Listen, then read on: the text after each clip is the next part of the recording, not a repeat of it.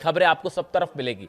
लेकिन आप खुद सोचिए, एक तरफ अगर ये स्थिति है कि बातचीत करनी है, उस सिचुएशन में ये कैसे हो सकता है कि दूसरा एयरक्राफ्ट कैरियर भी जो है वो ईरान की तरफ रवाना कर दिया जाए? क्या बातचीत, अगर बातचीत करना है, उसका सबसे पहला स्टेप है कि आपको ईरान को विश्वास में लेना होगा। लेकिन एक तरफ बातचीत की बात होती है और दूसरी तरफ दूसरा एयरक्राफ्ट कैरियर जो है वो ईरान की तरफ भेज दिया जाता है। लगातार फाइटर जेट्स उतर रहे हैं आसपास के इलाकों में, और जितने भी डिफेंस सिस्टम्स हैं वो लगा दिए गए हैं। आपकी सबमरीन्स जो है ईरान के करीब पहुंच चुकी हैं।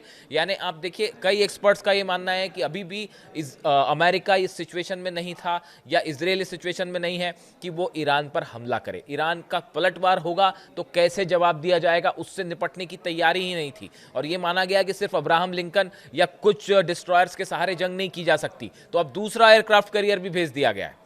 तो आप देखिए, जहां तक ये बातें हैं इस तरह की कि शायद जंग ना हो, ये एक ऐसी चीज है जो एक टाइम बॉम्ब है। जो रूस ने कहा, लावरोव विदेश मंत्री जो है रशिया के, उन्होंने कहा कि एक टाइम बॉम्ब है जो टिक टिक कर रहा है, और जिस दिन ये फटेगा मिडिल ईस्ट में भयंकर तबाही होगी। आपको ऐसा लग सकता है कि जंग टल गई है, लेकिन अंडर करंट जो है वो कुछ और इंडिकेट कर रहा है। और अब ये जो हालात हैं, ये जो ईरान की सेना पर हमला हुआ है, इसका बड़ा बदला लिया जाएगा। ये बात ईरान में एक बड़ी बैठक में तय हो चुकी है। अब ये ऑपरेशन किसी भी तरह का हो सकता है। आप देखें, इजराइल के ऊपर जो है मोसाद के हेडक्वार्टर से लेकर इजराइल के अंदरूनी इलाकों में जिस तरह के हमले, ईरान का दावा है कि ये मोसाद की तरफ से हो रहा है। जैसा ईरान से खबरें हैं कि मोसाद ने अगर ये करवाया है तो उसका पलटवार इजराइल में देखने को मिल सकता है।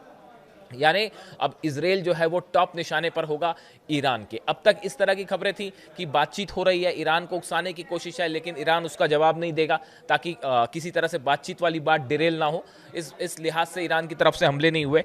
लेकिन आप देखें, 3 घंटे तक बैठक चली डोनाल्ड ट्रंप की और बेंजामिन नेतन्याहू की। तो 3 घंटे की बातचीत के दौरान ये बताया जाता है कि अगला अगला कदम क्या है ईरान को लेकर, इसका एक बड़ा प्लान तैयार हो गया है।